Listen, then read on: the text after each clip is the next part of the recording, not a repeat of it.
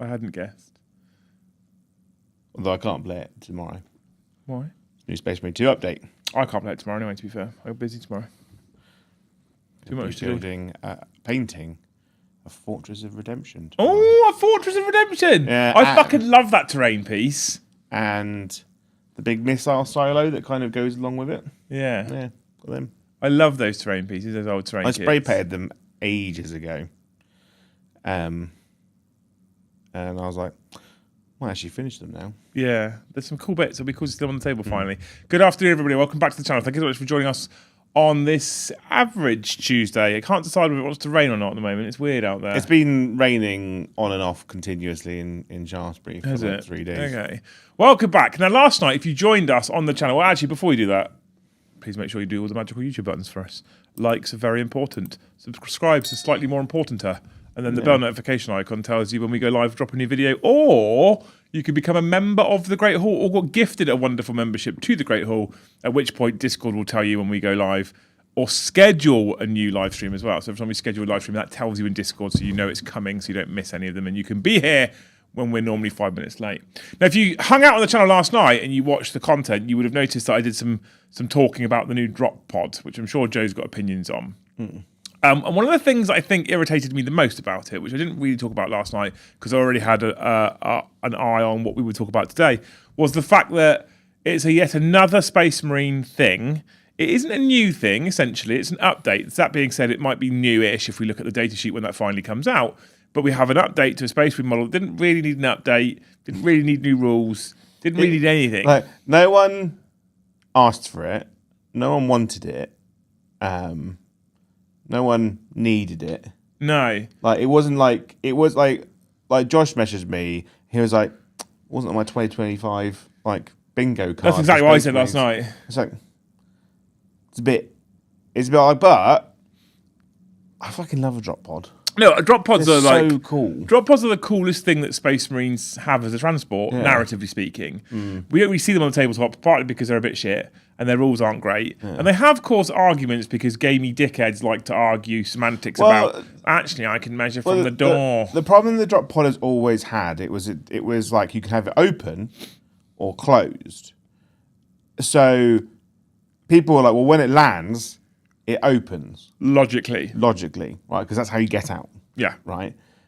But Games Workshop were like, well, the flappy bits, they're kind of part of the whole. They're not part of the whole. You can stand on them. You can't stand on them. It was a bit like Boris Johnson's like COVID. Yeah, thing. it's like you his can rules. go outside. you can't go outside. Yeah. You can breathe. You can't breathe. It's that kind of thing.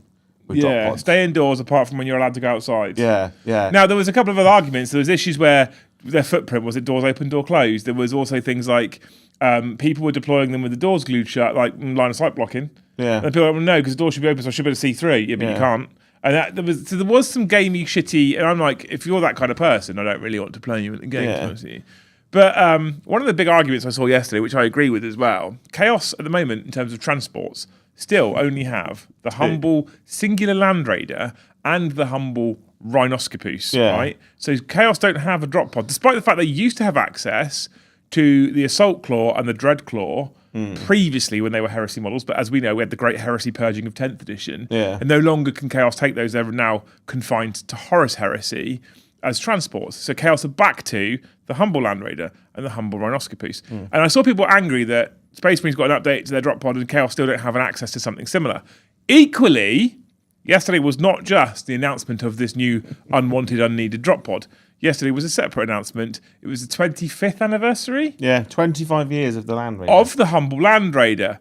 Someone, in my presence, put a big old comment on their Facebook page, didn't they, Joe? I've been banging this drum for a little while. You have been banging this drum for a little while. Do you want to explain what the drum is that you'll be banging? Give Chaos the Land Raider Redeemer. Because kill main bad, right? Nothing to do with it's your favourite tank. It's also incredible, which also helps. But no one takes it because there's way too many fucking points. But, right, it fits their theme really, really well. Right, I saw someone saying, oh, Chaos don't have the Land Raider Redeemer or Crusader because it was developed by Templars. The Templars, right? I get that, right? But Abaddon canonically has been fighting Black Templars for 9,000 years. Right, because Black Templars were the first loyalist Space Marines that the Black Legion literally met when they left the warp. So they probably would have picked up a few, or they would have got, or like someone like old, like Dr. Robotnik, evil Nazi scientist, demon man, Arkenfane, what's his name? Vashtor. Like, he would have gone, I see what you've done there. Just put flamethrowers on the side. We've got land raiders, put flamethrowers on them. They don't even have to give us a new kit, because that post yesterday quite clearly showed that they're not updating the what is now a 25-year-old So this plastic is kit. where then I come in with my slightly contrarian opinion. I would happily, at this point, see land raiders, predators, etc., all be removed from all Chaos factions. Yeah. However, caveat, what I would like to see is replacements that do a similar job, have a similar battlefield role, but they're not just a loyalist tank with a sprue of spikes. Yeah. Because one of the things, I've been looking at Death Guard quite a lot recently. I told us to chat last night, right? You love Emperor's Children. Paddy loves Thousand Sons. Tom is not going to ever budge from World Eaters. He's on a bit of a roll with them. So Death Guard is the one that's left over. And I don't hate Death Guard, but I've been looking into it a lot more. And I, you know, Plague Burst Crawler rules don't look that great because they're not amazing. Now Indirect's been nerfed into the ground. Yeah. But you know what they have? Is they have the Bloat Drone, and they have the Blight Hauler, and they have the fucking they have the Plague Burst Crawler. Yeah. They actually have Death Guard models in their vehicle sections. And if you look at everything else, okay, Thousand Sons have the Mutilated Vortex Beast, but that's it. Yeah. Otherwise they have Forge Fiends and Mauler Fiends and Predators. Yeah. And I'm like, I want Forge Fiends and Mauler Fiends I'm okay with because they're very chaos. Helldrakes I'm okay with because they're very chaos. But Predators with spikes on and Vindicators with spikes on and Landers with spikes on, I'm just not. And what most people do actually nowadays is they don't even buy the ones with spikes on. To buy the Heresy version. The most recent generic Space Marine vehicle we've had was in 8th edition. Right? And you got the Venom Crawler, which was within the same Chaos release. You also got the I don't really class it as a vehicle because it's a mount. The Techno Lord man, Lord Discordant. Lord Discordant. Like, I want to get one because they look fucking badass. They're so cool. Rules wise, garbage. Are they still shit now? They're still doggers. Because when they came out, they were so good. Everyone was running 3. Yeah, I had 3. Oh, of course he did. Yeah, because they were incredible. Now, but the Venom Crawler was the last vehicle they had released in 8th edition, and you still can't buy it as a multi-part kit. It comes as a set, doesn't it? It comes as a set with the now still not multi-part obliterators. Why is it though? So this is an interesting question. So a lot of people keep talking about this year being, quote, the year of chaos. I don't know if Games Workshop ever stated it was the year of chaos. They just announced the fact that Chaos was going to have all of their codexes released this year. Yeah. And people have got upset because New Space Marine released it any other time. That's the problem. Because Space Marine released, so they've released Space Marine Drop Pod. They've also announced the Wolves are coming, etc. And a lot of people are going, it's supposed to be the year of chaos. No, I don't think they've ever spun that narrative. I've said that same word, by the way, it's supposed to be the year of chaos, because I figured if we're going to have all 4 of the Legion codexes released, you'd think they just focus on that. I think when they say chaos, they don't mean the faction.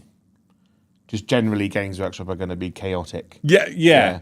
But why do you think? Like, do you think there's a reason? Do you think there's a reason why we don't have things like the drop pod, etc.? Do you think they're waiting for something bigger? Do you think maybe, for example, maybe 11th edition Chaos could be the big release? Because Primaris has been done for a while, and we could see a plastic drop pod, a plastic assault claw.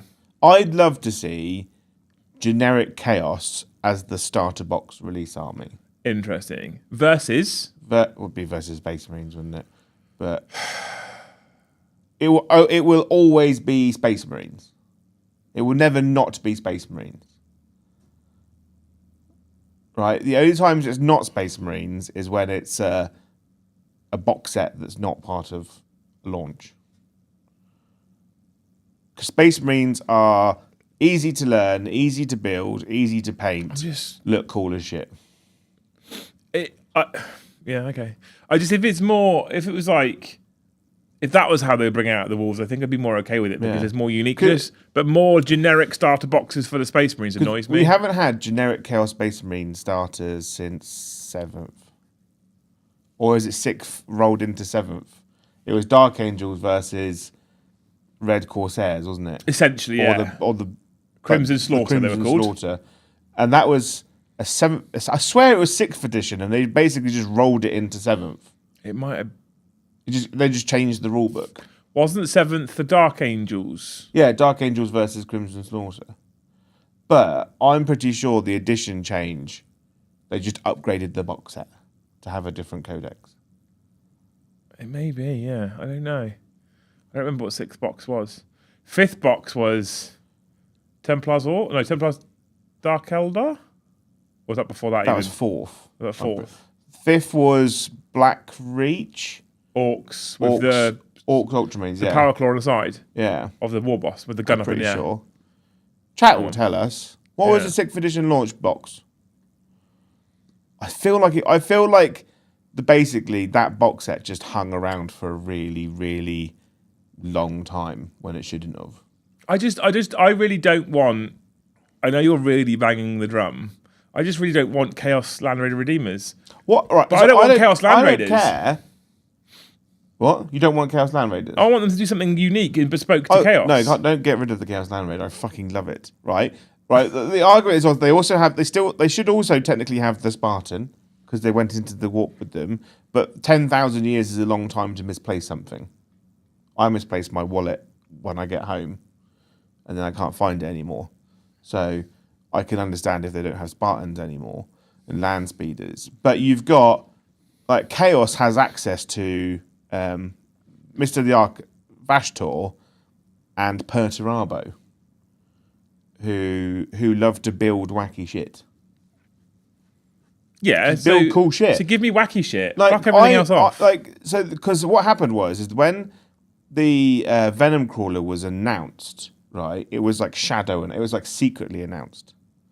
Yeah, Dark Vengeance was 6th and 7th. So basically the Venom Crawler was leaked as a piece of artwork for the campaign box set, which came with the big map, which was had sleeves on it, so you could put buildings. It had some really shit rubble in it, and the artwork was a bunch of Phobos Marines, and then the Venom Crawlers at the start. And it was firing. It was literally a giant flamethrower spider tank because you're just spurting fire everywhere.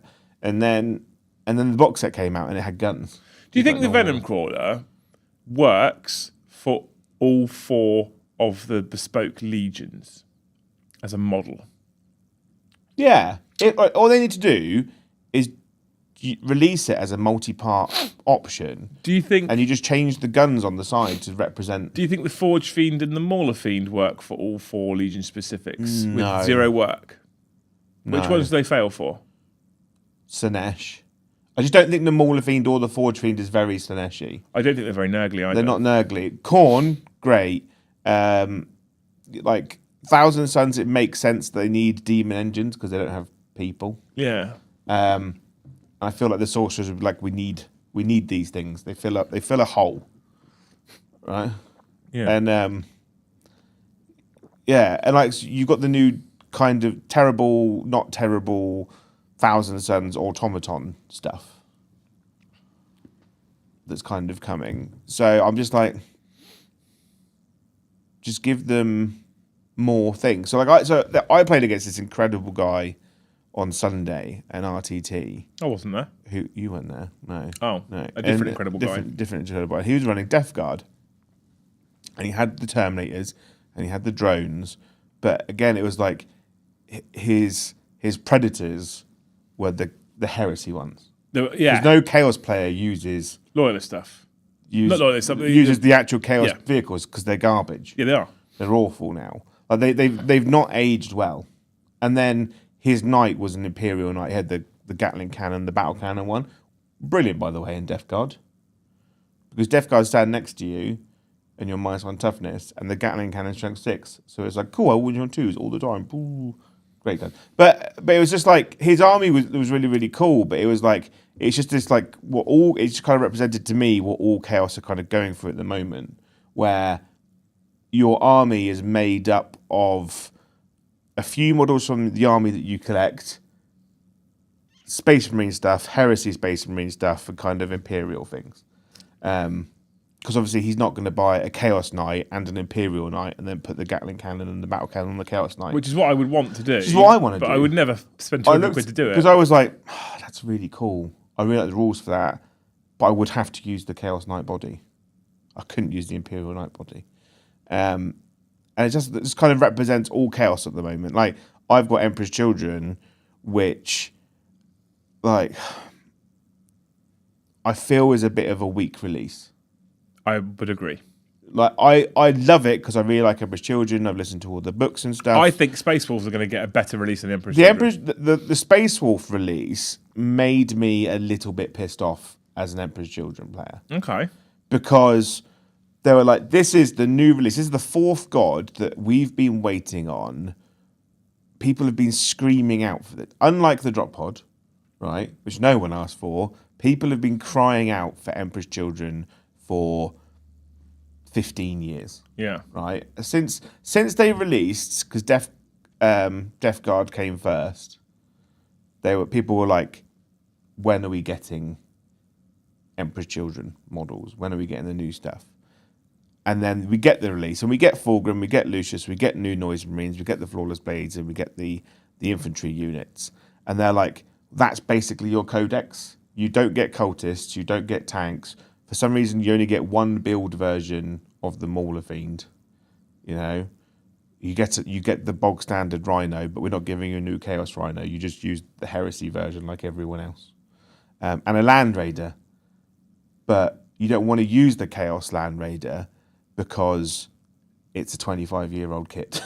Yeah, and it is. The thing is, the spikes are literally just racks glued on. Yeah. They just look terrible. And I've never known a person who's not had them break either. But. And they're like, oh, you want Chaos Icons? It's like a centimetre thick piece of plastic that you glue on the side. Just bolted on the side. And you're like, ugh, this is not good. No. So I just feel like we're just massively overdue. Like, because 10th edition has felt like this has been, what I've said, like, it's been the edition of Lost. We've lost all the resin stuff is going.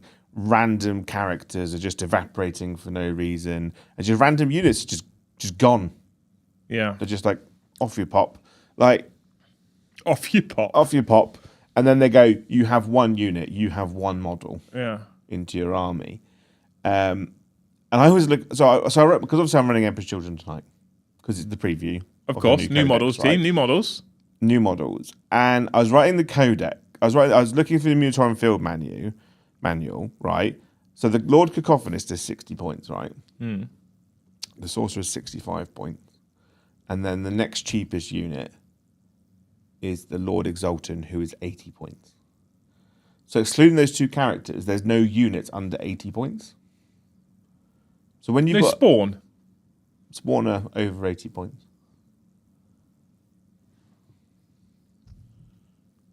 I know you've got no cultists. So you've got no cultists. Hang on.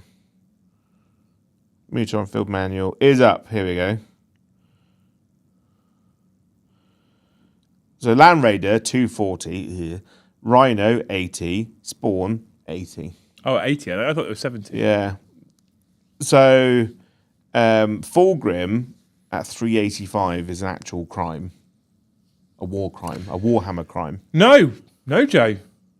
It can't be. They did an article last week. He takes down a Warhound in a single round of combat. If you cheat and you forget most of the rules. No, he said it in the article, Joe. Yeah. He can take down, with a little bit of luck, he can take down a Warhound in a single round of combat. He definitely beats the Lion. He definitely beats Mortarion. He definitely beats everyone they put him against. He kills 8 million Space Marines. He's the best thing they've ever released. Best, the day before pre-order for him. A little bit of luck is the understatement of the century for killing a Warhound Titan. Because he has to hit with all of his attacks, wound with all of his attacks, The Warhound has to fail its 5-up save. Well, so I did the math hammer. I know you don't like maths, but math hammer, right? Toughness 13 Warhound with 40 wounds, a 2-up armor save, 5-up invulnerable save. Yeah, so it's hitting on 2s, wounding on 4s. Fulgrim, hitting on 2s, wounding on 3s. Oh, wounding on 3s because strength 14. Yeah, AP 3, D6 plus 1 damage. Yeah. He average. Is he death wounds? Okay, so he averages 10 wounds. Yeah. Per turn. But then they keep banging on about the poison mechanic, right? Yeah. So he does kill the Warhound, right? If he goes in, stabs it, does 10 damage, poisons it, and then spends essentially 20 turns hiding behind a wall. Yeah. As the Warhound may, because it's on a dice roll whether he takes the mortal wounds anyway. So half the time he's not taking mortal wounds. Yeah. Also, like how the selling point is he will kill all. Isn't that just a pay-to-win argument? Yes. Apart from the fact if you apply maths, logic, and brains, he kills fuck all basically. If he was damage D6 plus 2, he'd not immediately, but he'd be very close to worth the 385 points you have to put him on the table. He'd be better because he's got apart from the 4-up invuln, he's got the defensive profile of a land raider, and you can kill one of them in a turn very easily. Yeah. My coffee's not hot. I don't understand why. Neither's mine. Did you boil the kettle? Yeah. Just like warm water. Yeah. I mean, it tastes nice, but it's not hot. He's got the attack. He's got the defensive profile of a land raider, and he's got the attack output of a maul of things. Also, here's another thing, right? So you've done a lot of listening and reading Emperor's Children stuff because you're very excited about Emperor's Children. Yeah. Talk about poison. Is poison a thing they employ quite a lot? Because I feel like a poison mechanic is more of a Death Guard-y thing than... I understand Slaanesh not feeling pain, but... So, reading the books, they're all like... The books I've listened... So I've listened to all the Fabulous Bill books. I've listened to the Lucius books. I've listened to loads of the Heresy books. I've listened to the Fulgrim book, but not the new one. Poison doesn't really come up. Ever. No, drugs, I didn't think it did. All the drugs, they're like... But that's given them to themselves. Yeah, the reason why Fabius Bile is still alive is because they literally cannot kill him. Because he's too useful for making drugs. This poison mechanic they've given him, for me, it doesn't even make narrative sense at this point. I mean, maybe there's narrative coming out that supports it, but I'm like, why are they poison? I don't understand why he's poison. And what he needs to do is have... Because he's like, pick one of 3 abilities. I feel like he should always have fight first. Yes. Just as a thing.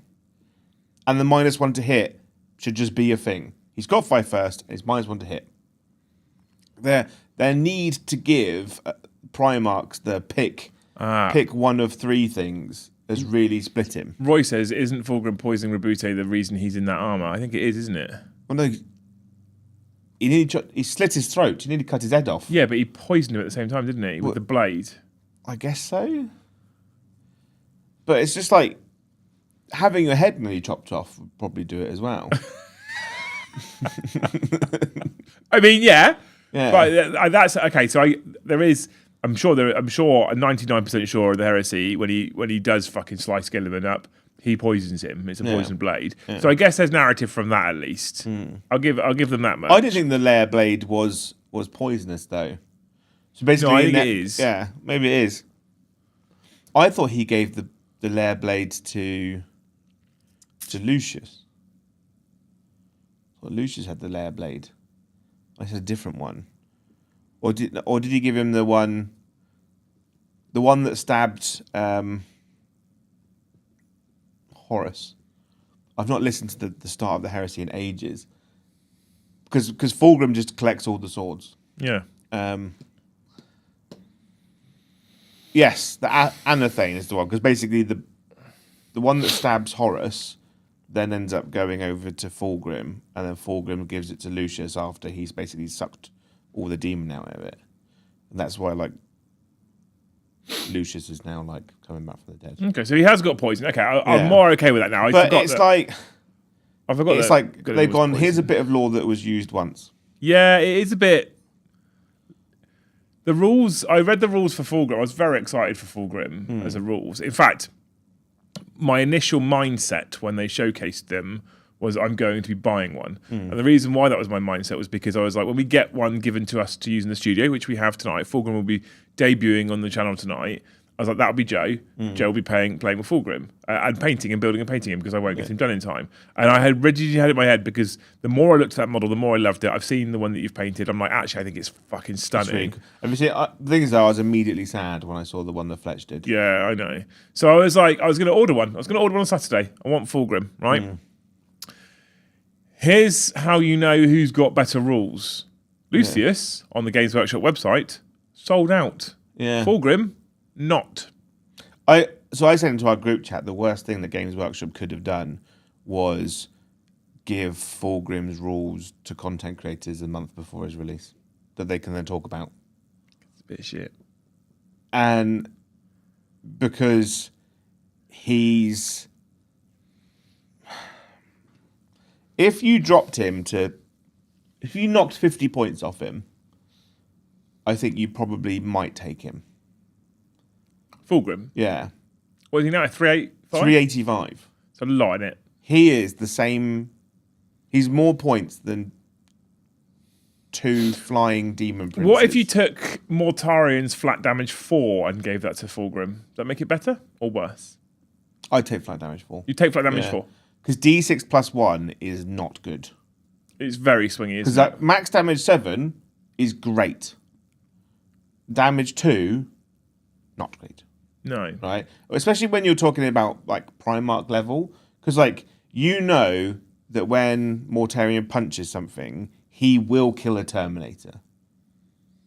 You know? If the damage goes through, he will kill a Terminator. Angron, he's D6 plus 2. So you know he will kill a Terminator. The Lion's damage 4, Gilliman's damage 3. I think is Magnus damage 3? I think he's 3, yeah. But Magnus and Gilliman, I think, both benefit from dev wounds as well. Yeah. And the Lion's got permanent fights first. Yeah, we've got permanent fights first and damage 4.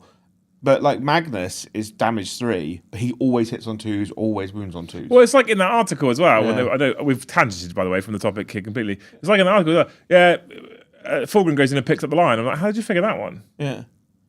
The Lion's got a 3-up invulnerable save. If he saves, you take a mortal wound. Yeah. So he's more like, you haven't got dev wounds. So how do you do that? So you go, I'm going to have to fight first, because if I don't fight first, the Lion fights first. The Lion, basically... Because they said, if you're -1 to hit. So I was like, so cool. So the Lion, you're always charging the Lion in this scenario then. Because the Lion always gets to fight first. And in my eyes, the Lion absolutely claps him, even with -1 to hit. Yeah. I haven't done the maths on it, but yeah, I don't think Fulgrim's all that rules wise. But this just thinks of, like you say, if we take the wider picture again, it does stink of a pretty piss poor release for the Emperor's Children, which I was really sad at because I look at everything. The infantry kit is cool. I have no issue with it. The standard Lord is cool. The Lord Cacophonus, now I've seen it in person, is a much better kit in person than the pictures ever did it credit for. The Noise Marines are quite nice. I like the Noise Marines quite a lot. I like the infantry, but I'm not blown away by them. The Flawless Blades and Lucius are fucking stunning. Yeah, they amazing. Are very, very pretty. But like, I think Games Workshop, in their eyes when they wrote the rules, they were like, well, you haven't got cultists, but you've got demonettes. But we don't know if you can. We don't know if you can take demonettes in a 500-point contingent with Emperor's Children. They've not given anyone a clue on what's happening there. We will know soon. Well, yeah, Thursday. Well, no, we won't know till next week. No, next week, yeah. So you won't know for another week after we've done all of our content preview stuff. So that's super helpful. And also, demonettes are more points than your basic infantry. So they're not fulfilling the role of cultists at all. No. So Joe's really upset about his Emperor's Children. I don't know if you can tell. I really like them. I think I'm going to start running them competitively. I'm going to find a way. But at the same time, in the same breath, you'll notice there's an AdMech book on the table, and I've been. Well, I also feel like I've never really actually had you ever fully settle on this is my main competitive army. So if you do it with Emperor's Children, I would be interested. I think the problem is as we all know, I worked for another channel for a couple of years, right? And I'm part. I'm part of the problem. It's me. And I spent 2 years having to know everything about competitive 40k, chasing the competitive meta, but also having to know, at the worst time, every stratagem and rule every army has. And this was at a time where armies had 4 pages of stratagems, right? And I was so burnt out. I was so done with it. And now my mind is like, when I go to a tournament, I just want to have fun. Because I know this spits in the face of Paddy a little bit, because Paddy's like chasing that positive win rate at the moment. He wants to go 3-2, 4. His goal is 4-1 at the moment. And he wants to win an RTT and he wants to win a tournament. But I feel like because I've done those things, I can get away with saying this, is that nothing happens when you win a tournament. You get a voucher, you get your money back and you can buy toys with it, which I suppose is a good benefit. Sometimes and you get a trophy. Sometimes you get a voucher, yeah. And to do that, you have to be at the bleeding edge of competitive 40k. But the downside is, can you tell me who won the ITC last year? No. Can you tell me who won it before? No. Can you tell me who won it before? The guy who won it before. No, the guy who won it the year before that. Did he win the ITC or did he just win LVA? I don't know. There was a big thing about that other channel you worked for going, look at this person who's definitely one of ours. Oh. I want to say Lennon, but I feel that's lying. Matt Lomax. I don't know. You play Eldar. You love Eldar. I love Eldar. It's your favourite faction. Yeah. Who's best in faction Couldn't for give a Eldar fuck. right now? Don't care, Jay. Not looked at the ITC rankings for a very long time. Yeah. So it's kind of like winning, you get a solid week out of being Instagram and YouTube famous for winning a tournament, really. Not for most, I wouldn't say you do, but for some, maybe. And then after that, no one really cares. You have to have that presence in the first instance, normally. And so I'm like, if I go to a tournament, I just want to have 3, 5, 6 games that are really good fun. Obviously, we all like to win. Winning's great. But I would rather spend 2 hours with someone who I've either met before or I don't know, and you have the best time ever. Yeah. Right?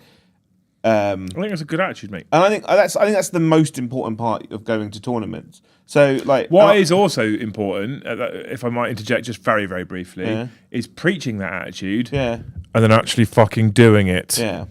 Some people out there in the public space could learn that lesson. Yeah. You could preach sportsmanship and fair play, but if you behave like a cunt, it doesn't really work. And it's like, because I'm playing Tyranids at the moment competitively at events. I know I'm not going to win with them. Tyranids are my favourite army to play with. They're just the most fun. Okay. But people are like, well, Tyranids can win events. And I'm like, they can, but I have to think to win. And you have to change my list. And I have to play a style that I don't like playing with my Tyranids.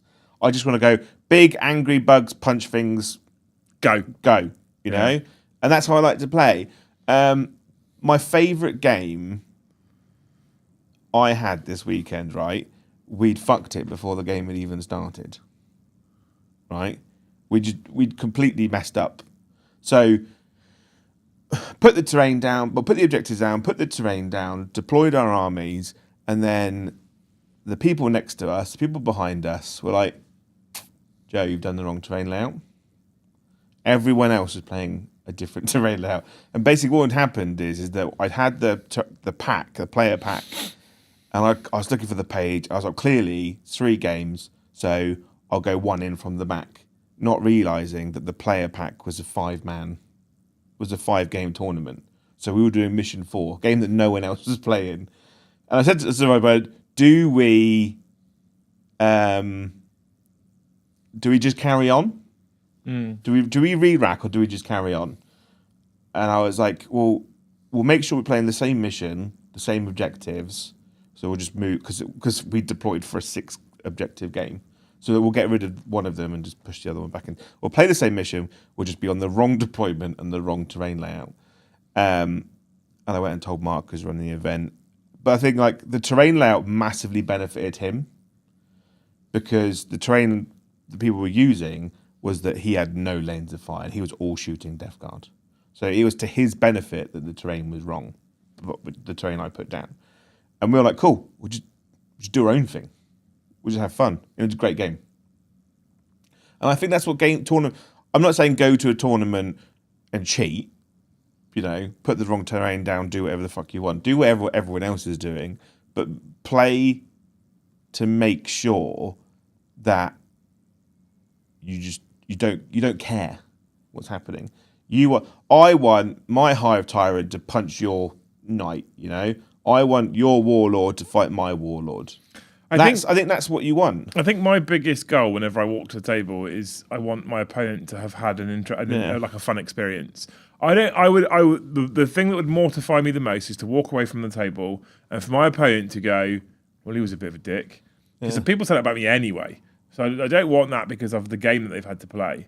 So I would rather walk away from my table with my opponent going, he was cool, and me thinking he was a bit of a dick. I'd rather be it that way round, to be honest with you. I think if everybody went with that attitude, tournament games in general would be more fun. That being said, if you're going to main Emperor's Children, are you not going to struggle because of the lack of options and variety? Because this is part of the problem. Bringing it back to the topic that we're talking about, this is part of the problem. Worldies have the issue to a point. I think Thousand Suns and Death Guard maybe have less of an issue. Emperor's Children definitely have the issue. Chaos just doesn't have enough. Yeah. Chaos is... Are we talking about the 4 gods Chaos? Because like normal Chaos has loads of stuff, but it's all really shit at its job. That's a different... That's where I was going with it as well. Someone in chat earlier said... that Chaos is Games Workshop's ginger stepchild. Yeah. It just doesn't get any love. Because I look at... There's a couple of times... I fucking love Chaos, Joe. One of the reasons why we liked each other so fucking early on was because we both fucking love Chaos. I would love to go back to taking Black Legion to tournaments. But there's a couple of occasions where, because I love Chaos, I've gone to look... Because they've got new Chosen kits, new Possessed kits, they've got the updated Lords, they've got so much new stuff, which is cool. They've got the updated Legionnaires. Yeah. I think standard Chaos is in a reasonable place model-wise. Yeah. And that has to be the first thing for me, always, is the models. I can't take and build shit that's old Finecast or model kits I hate. So I look at the Chaos model range and I think... I like these quite a lot. I like the kits. I do personally wish there was a slight update to things like Raptors and Warp Talons to bring them in line with the new. But otherwise, they're in a reasonable place. I then read the rules. And I'm like, how is this 10,000-year-old Astartes who's been influenced and tainted by the warp, which is supposed to swell humans beyond incomparable power levels, be so pathetic? Yeah. Well... Listening to the Fabius Bill book, there's a bit in it that really pissed me off, actually, is where basically at the end of one of the book, someone comes up to Bill and he's like, the Primaris have just arrived, right? And it's like, we need to deal with them because they're bigger, better, stronger than us. Even veterans of 10,000 years of war are... struggling to fight them. Like, one-on-one, we can't beat them. And I was like, that's not how it should be. Right? Basically, Primaris Marines now are adults. But when the Primaris Marines turned up, right, they are psycho-indoctrinated children in a man's body. Right?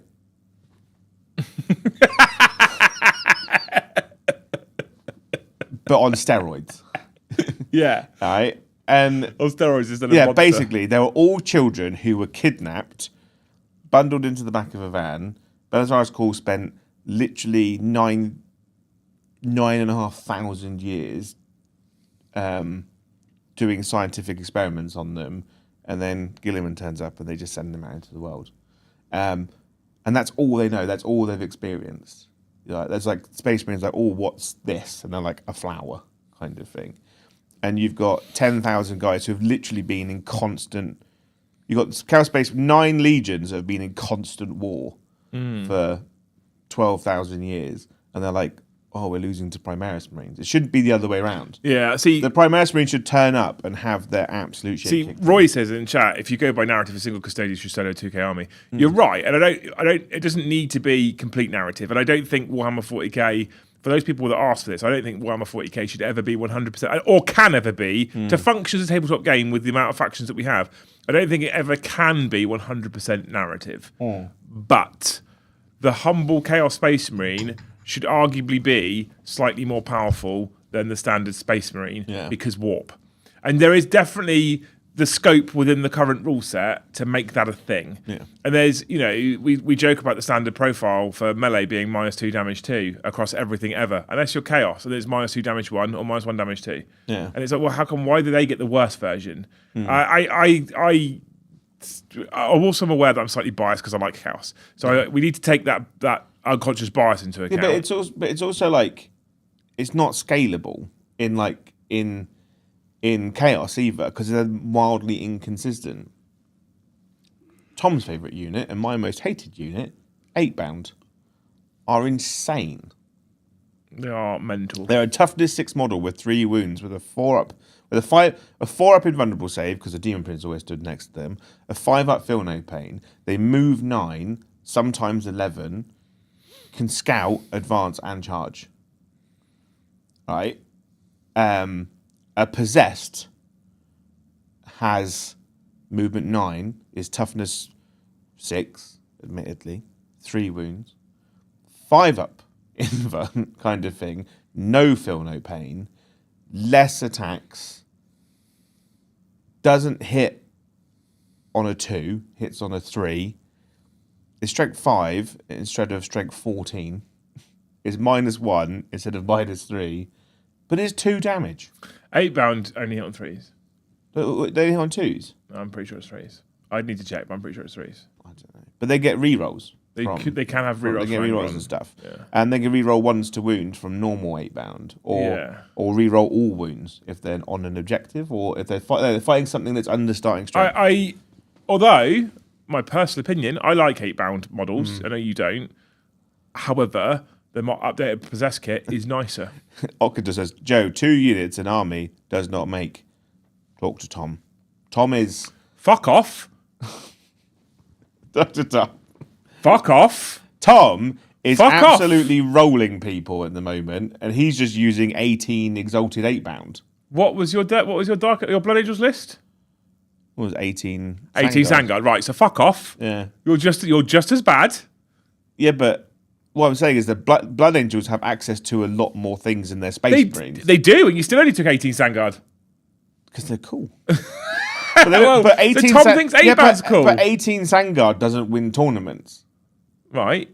Neither really does 18. Well, Tom's winning tournaments. He's winning RTTs. Doesn't he win a GT? I don't think he's won a GT with them. Maybe I'm wrong. I'm sure he's won a GT. No, he come joint first at an RTT, remember? Oh. Yeah. Right, chap. But anyway, what I was saying is that, like, the problem that Chaos has at the moment is that Games Workshop's gone, we've given all the cool stuff to Space Marines. We can't treat normal Space Marines the same. 18 Centurions. That was there on the weekend. I'm fucking here for that. Yeah. And they go, well, we can't treat normal Chaos Space Marines the same because obviously they don't have access to all the same things. And everything they've got is just slightly worse. I get it, right? So the Imperium, although massively disorganized, has entire planets dedicated to building guns. The entire planets building ammo. They're better stocked and better equipped. But Chaos Space Marines have access to demons, demon engines. Like they steal loads of stuff. All their stuff they literally just go and take over a planet, and they're like all the resources. There is a world where I really want to instruct you. I'm not, because you've got better things you could be doing for the channel in general.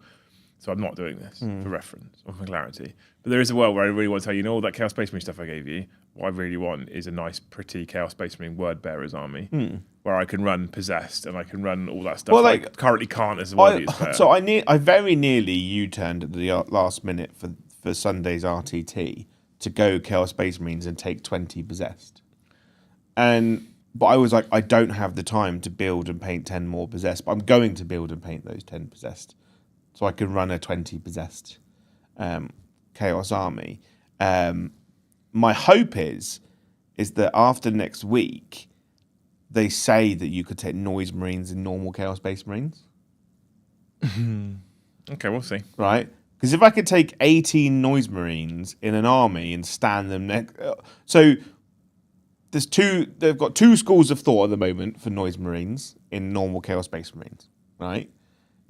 You're always taking 18 because they're 135 points a unit, which is amazing. Currently. I think if they go to 150, you still take them. 18 though? Or down to 12? 450 points for 18 Noise Marines is still good. The downside is they die too quickly. Yeah, exactly. I think 140, 150 is fine. Anything, or maybe 140 is my 145, because the problem is they still, like, one unit of 3 Blade Guard pick up a unit of 6, no problem. But so if you take them in the Fabius Bile detachment, if you can get Ballistic Skill 2 on them, that's mad good, right? If you give them +2 move, still good. +1 toughness, so they go up to toughness 6, really good unit. So you take them in the build attachment. Oh, and when one dies, you can just put another one back in the unit. Really, really good. Or you take them in. I think you probably still just take them into Fabulous build attachment, but you just put Abaddon in, and he just stands next to them, and he's like, have all the bullets re-rolling all the hits. Maybe. And then you go 20 Possessed in front of them. You're like, deal with these whilst these people shoot you. Okay. Is my plan.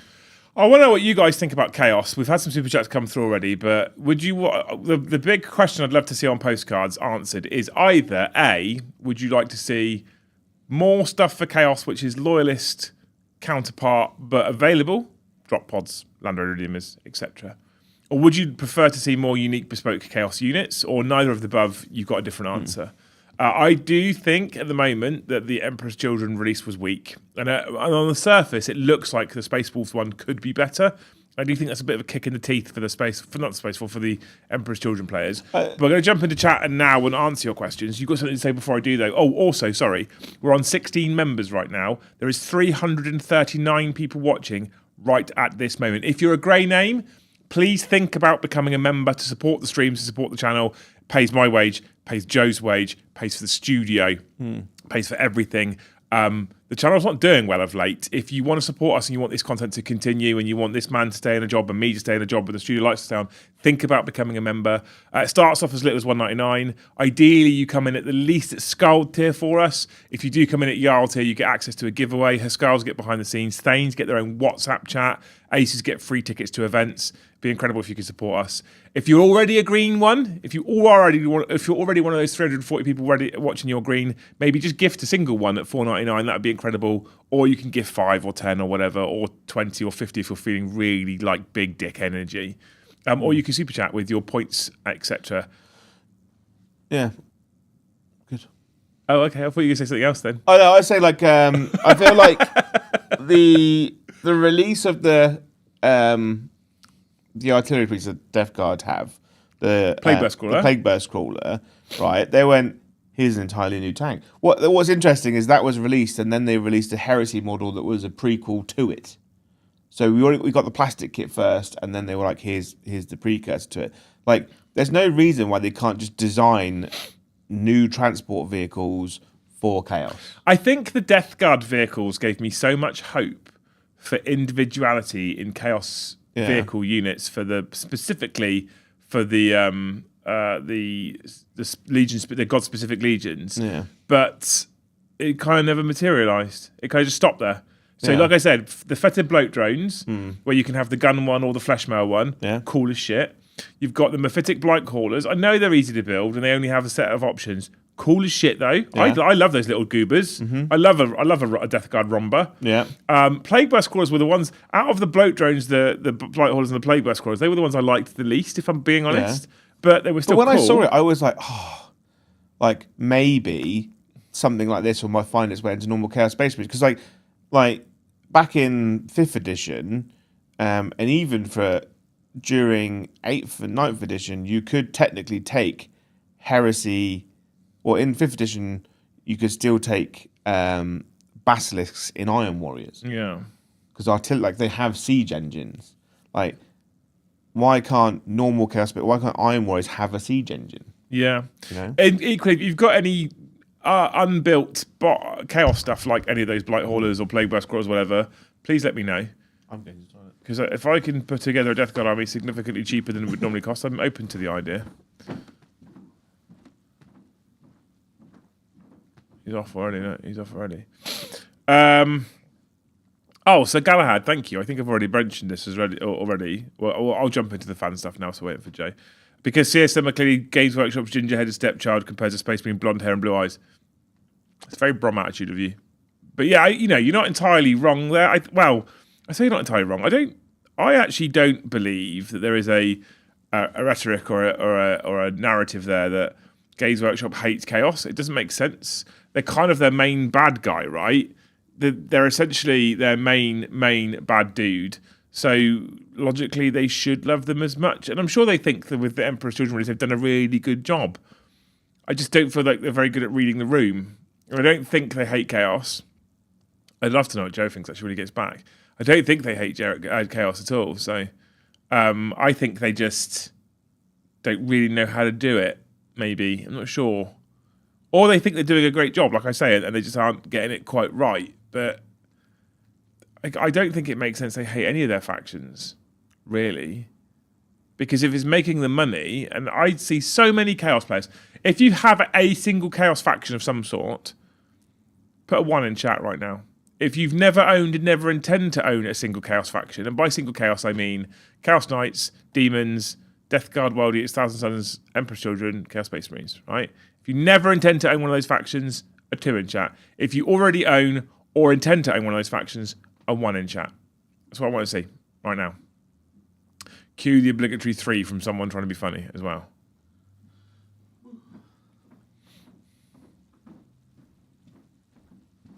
It's very quiet. Yeah, I'm watching 1s and 2s. Yeah, watching 1s and 2s. Why are you watching 1s and 2s? Because so the first super chat we had was from Sir Galahad of the Grail Hunter variety. Yeah. Who said CSM are clearly Games Workshop's ginger-headed stepchild compared to Space Marines' blonde hair and blue eyes. Yeah. And there's a narrative out there. I'd love to know what you think about this. There's a narrative out there that Games Workshop hates chaos, and I don't think they do. I just don't think they either think they're doing a good job or they don't know what to do. So what I asked was, of all the people in chat, how many of you either own or are planning to own one of the Chaos factions? So we're talking the 4 legions, Chaos Space Marines, Demons, or Knights. Or a 2, if you've never owned one and never intend to own one. And actually, I would say it looks at the moment 80 to 90% 1s. So in that case, they must be making money off of Chaos. They must be doing well off of Chaos. Yeah. So they can't hate them. I think probably, obviously, like attracts like, isn't it? We're a very chaotic channel. Your vibe attracts your tribe is the phrase that Peachy used a long time ago. Like we're all chaos players, really. So I feel like we attract a more chaotic people. That's the word for it, yeah. Yeah. And but I think the problem is that Games Workshop is that I thought the design team's probably really, really hard pressed in terms of just churning stuff out. But also, I don't think there's anyone at Games Workshop currently that really cares about chaos. Because there's been times when chaos has been peak. When I was doing the playtesting, One of the rules guys was a fucking mad Chaos fan. Yeah. And the rules were still a bit shit. But he was like, I fucking love Chaos. And he was writing some cool narrative-focused rules on how Chaos sort of works, which was great. Yeah. But most of the time I was looking at the rules and going, they're a bit naff. Until one day he sent us a preview for Chaos Demons, and I was like, Chaos Demons are broken in this. Yeah. Need to calm them down a little bit. Yeah, I don't know. But yeah, I just think like every 40k player thinks Games Workshop hates their faction. Facts. Yeah. I think there's not much tweaking I would do to the current Chaos Space Marine Codex to make it like a bit more interesting. First of all, I would say Chaos Terminators can take whatever weapons they want as their close combat weapon. Immediate fix. If you just got a line of drums, yeah, you're just banging each one today. Make Possessed AP2. Literally the only change you have to make to them. Just make them AP2. If you want to, you can get rid of the bit where once per game they can do dev wounds. Just bin that, make them AP2. That's all you have to do, right? Possessed should be AP2. Chaos Cultists, when they do a Dark Pact, they just take D3 wounds. Right? I've said this before, like, basically, they're like, we want to get lethal hits, off goes Gary, you know? Stab him right in the neck, blood everywhere. Off goes Gary, and then we get lethal hits everywhere. I think that's like that you do, make the Venom Crawler AP2 damage too. Get rid of the rule where, because it used to have an okay rule where if it killed anything in shooting or combat, it got +1 attack for ranged and combat. And then they just changed it to only in combat, but it's terrible in combat. I'd like to see things like I've voiced said this before, but I'd like to see more mixed. I know this is not popular, but I'd like to see more mixed units in Chaos. Yeah. So you know how like you've got. So you know how like Templars have got the Crusader squads, which have got the Neophytes and the Initiates in the same unit. Yeah. I'd love to be like 2 Heretic Astarte Space Marines in a unit of 10 cultists. Well, you can take as ablative wounds. Dark Apostles can lead cultists, but that's I'd it. see more of those. But like, what I'd like to see is like a Chaos Terminator leading a unit of normal guys, normal Space Marines, like the old Wolfguard battle leaders and stuff. Yeah. Like the Wolfguard like, let normal Chaos have the Juggernaut Lord. Oh no, you can't have that. You can have 8 bound, Joe. Like, I'd like to see maybe a rule, because they say currently you can take 500 points of allies, where you can take Noise Marines, Rubric Marines, Khorne Berserkers, and Plague Marines. You're never taking Plague Marines because they're garbage. You're never taking Khorne Berserkers because they're garbage. So, because Khorne Berserkers are much worse than normal Legionnaires.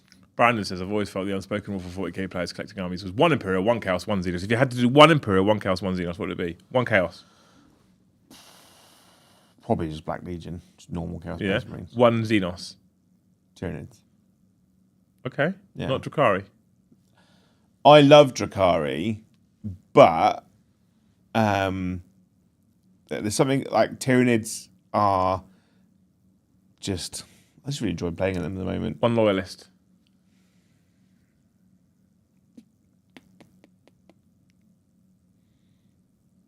I think a generic Space Marine chapter. Like... Raven Guard. Yeah. I thought you were going to go Astra Militarum then. So that's what I thought you go. I've got some stuff. Basically, I've got like 2,000 points of Astra Militarum at home. I need to get built and paint, or either painted or build it and paint it. Now I've finished Emperor's Children. I'm going to spend a couple months just doing some get shit out of Joe's garage mode, which is going to be a lot of terrain and then units. Like on my desk, I've got half painted Raven Guard units I've had there for weeks. We also don't panic. At the same time, we've got Paddy working on a new Sisters army. We've got Lee working on a Necron army. Yeah, so we are bringing more armies. We've got more AdMech coming. But my garage is like a third filled with terrain, either built or unbuilt. and obviously the fun project downstairs is coming along.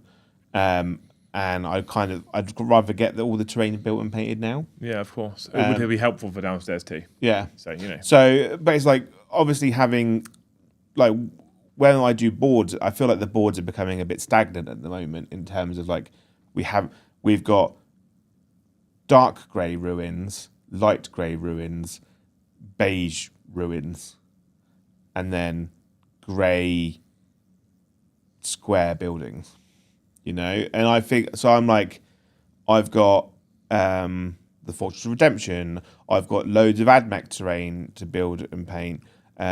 We've got one set of the Orc terrain, which was donated to us. I'd love, if anyone's got more of the kill team Orc terrain, please send it our way, because I want to do like an Orc board. Like I did that Eldar board, but you can only really use Eldar terrain when you play Eldar. I think it looks a bit weird if you're not playing Eldar. Yeah, pretty much. It's cool terrain for when we've got Eldar on the faction table. terrain's really cool until you're not playing that army in the game. Yeah. I've got loads of Daryl's stuff, the Amphibian Project based stuff. I got loads built. I need to finish building the other bit so we could have like that terrain on the table. From exclamation mark LCA. So yeah, we've got loads of stuff we want to get on the table. Yeah. But I'm interested in things like the Fortress. There's a box out there as well full of bastions and all sorts that we can get put together. Because we've got some normal bastions. What I want to kind of use those bastions for is, you know, when they had like two bastions connected, you had like a tall one and like a short bit, or like a little L. I want to do some stuff like that. You know, the riser buildings that we have in there, the little square cubicles that my favourite version of Warhammer in most recent times is when Games Workshop were like, we've released AdMech and Genestealer Coal and it's all in the Wild West. And they released the riser pattern buildings. I've got loads of that at home unbuilt to make some cool, funky shaped buildings and stuff. And then hopefully a bit more exciting. Thank you anyway, Sir Galahad. Well, I think we were off on a hell of a tangent there. Yeah. Ram o'clock, thank you for the 5. Sorry about the UK weather change. I booked some days off and the weather gods have blessed us with Skywater again. So it's your fault. Your fault I had to drive in. To be fair, I had to drive in anyway because I had to bring boxes and stuff in. So, boo. I'm going to take my Lego Hogwarts home. On the back of your bike? I don't have the bike. That's why I don't have jeans on. Oh. Because if I've got jeans on, or the only jeans I own now, I think I've got one pair of normal jeans. The other 4 pairs are all riding jeans. Yeah. That's normally a sign. You don't want to wear that in the summer either, do you? What, riding jeans? No. They're all right in here because we've got aircon. But My favourite thing in the summer is when you see motorcyclists walk in either pubs or in like Tesco's and they're just sweating. It can get quite sweaty, yeah. It can get quite sweaty. Like they're like, I love my motorbike, but everything associated with it is hell. When you open your vents up and you're riding along and the breeze is coming through, it's lovely. And then the second you stop at traffic lights, it's like wet. Thank you, Ramon, with the 5. Demogorgon, thank you for the 5. The age of chaos is over. The age of the Space Marine Codex Mark II has begun. Yeah, so there are obviously the idea is that this drop pod is the beginning lead up to the end of edition Space Marine release box. Do you think it's going to happen? Oh, 100%. You reckon it will? So I don't think it will. Most recently, we've been having box sets near the end of the edition. That's like, here's the Space Marine stuff that we can't fit into the next edition box set. So obviously, we had the T-shirt launchers, the Brutalis, the generic Lieutenant model, didn't we? I think we'll get a box set near the end of this edition, like tinfoil hat. It'll be like, well, the drop pod they said is going to be a 2 on it. I think the drop pod will be on its own. I don't think they're going to get a box set for Space Marine. I don't think they'll get Mark II. I reckon we're going to get Assault Terminators, Vanguard Vets. Well, that won't justify a Mark II Codex, though. Oh, and they won't get a second Codex. What we'll get is either one supplement that has all of the Codex Space Marines in it, like plastic Lysander and all that, like with a new data sheet, or they'll do a supplement for each of the Codex people. Well, thank you, Kev, for the 5 as well. I didn't miss the Lord of the Rings reference there. I appreciate it. Midwest War Games, thank you for the $5. I think the design team is burnt out on trim, New Thousand Suns ? Because at the end of the day, they're still a model company first. Why else only one Wild Eaters HQ? So, I tell you what, right? You might have a point there. Emperor's Children have much less trim on them. Much less trim. Instead of like having trim on every single piece of armor, they've got like a little bit here, and then like a little spike of it on their shoe, and then like a little bit on their arm, like the armor panels. Well, you may have finally learned that less is more, but go on. Yeah, I think I'd like to like Chaos players have always been saying we don't want on the trim. Like trim is cool. I like trim. Trim's nice.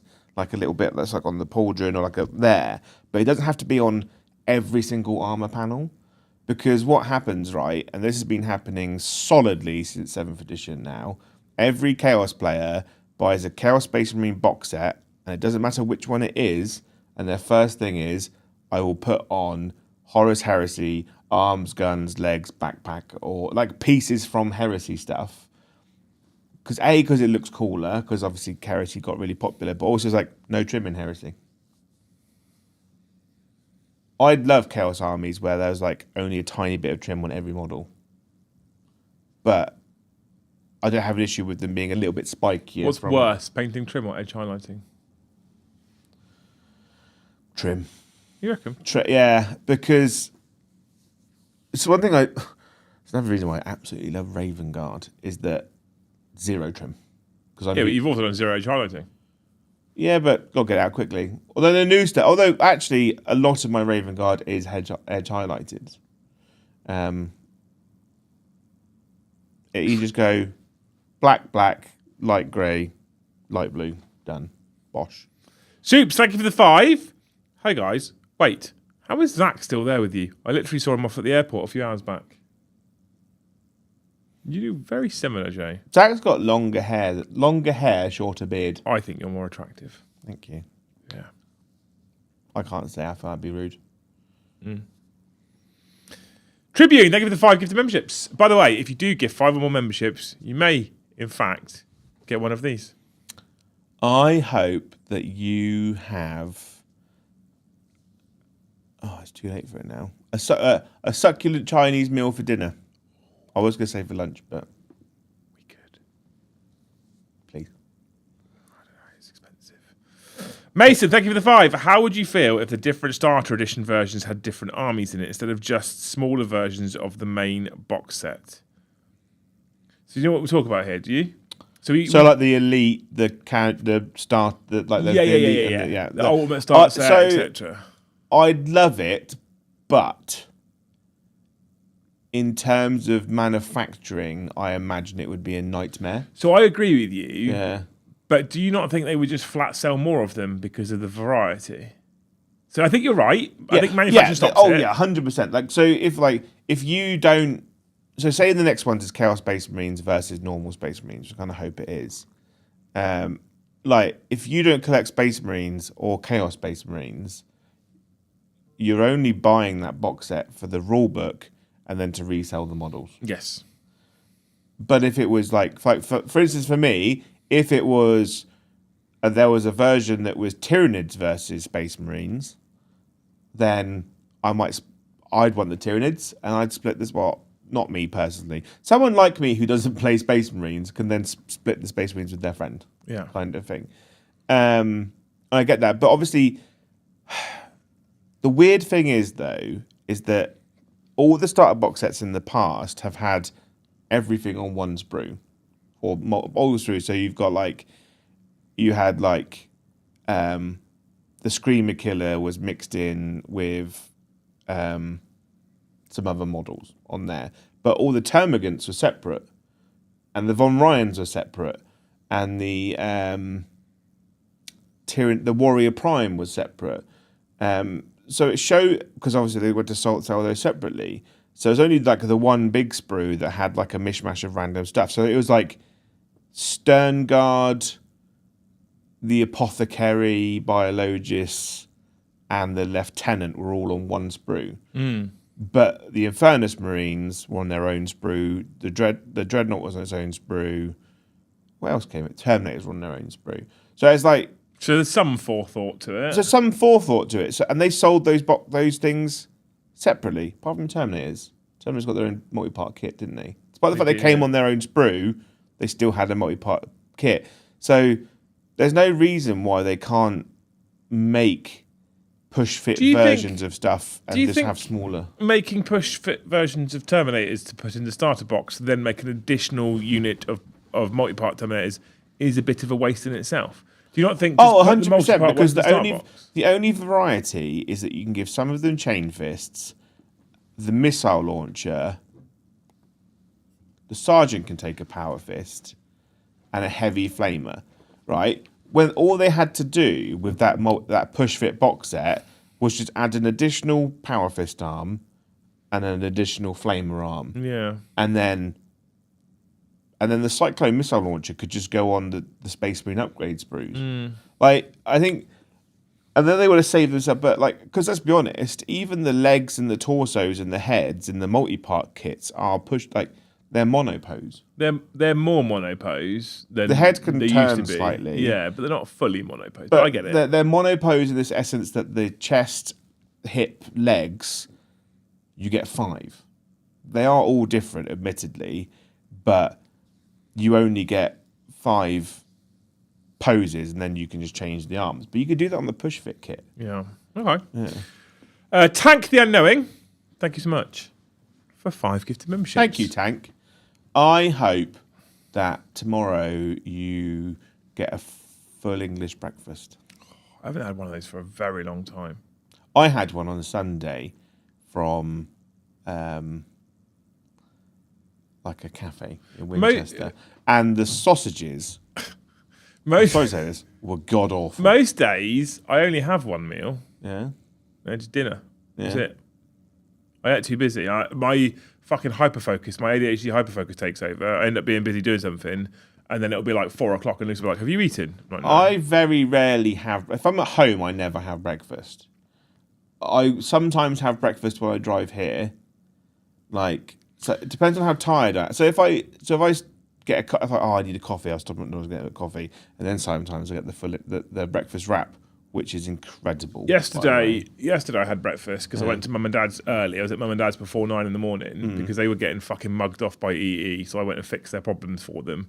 And mum did bring me at 9:30 a bacon and fried egg sandwich.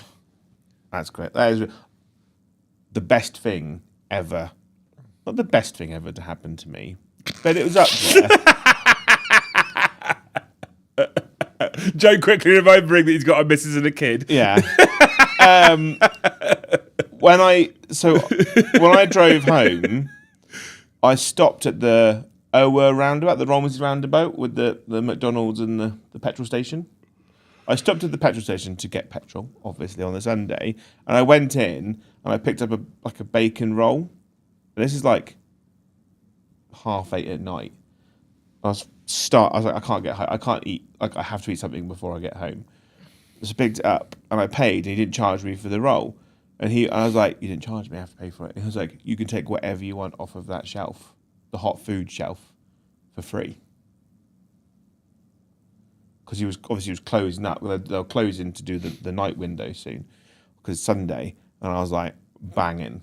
I had an entire pizza because they come in, because they sell them in quarter triangles. So I was like, boop, boop, boop, four corners, and the bacon roll, and a 7 fried chicken burger as well. I ate like a king on the drive home. Shout out to Alan McDonald's. My brother used to run that one. I think. Yeah, I did. Yeah, I thought about having McDonald's instead, but when he was like, "Take what you want." Yeah, I bet you did. But I stopped Money's after well the fair. full pizza and the second burger. There was still fuckloads of food on there, and I was like, I kind of want to take it all, Yeah. but it's been sat here all day. And Yeah. it's gonna go into my fridge and sit in my fridge for a while. So I was just like, I'd take the gamble.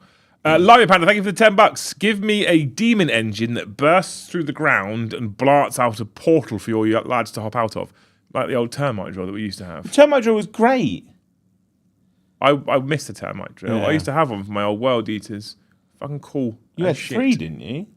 No, I had one, I think. I'm sure I only had one. Maybe I had. I swear you had more than one. I would rather this is where I am, right? Space Marines, you lot of Space Marines can keep your drop pods. If you're not going to give me something like a Dreadclaw in plastic, give me something cool that is like a termite drill. So it functions essentially the same as a drop pod, but the narrative's different. It comes up from Games Workshop has never, because obviously in all the narrative they use the Dreadclaw drop pod to get from space to the planet, or from one spaceship to another spaceship when they're attacking it, right?